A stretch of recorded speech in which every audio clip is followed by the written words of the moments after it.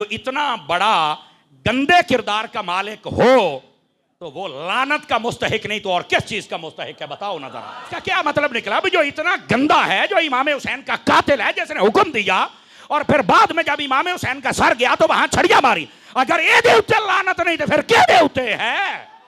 ये बात समझे आप हजरत। पीर मेरे लिए शाह साहब मसला समझा रहे हैं। आपने फरमाया बाज हमारे उलमा सकूत करते हैं, और ये जब हम सकूत की बात करते हैं ना, जैसे इमाम आजम ने सकूत फरमाया, इमाम अहमद बिन हंबल ने सकूत फरमाया, इमाम शाफी ने सकूत फरमाया, सिर्फ इमाम मालिक हैं कि जो इसके कुफ्र के भी कायल हैं, बाकी सकूत करते हैं।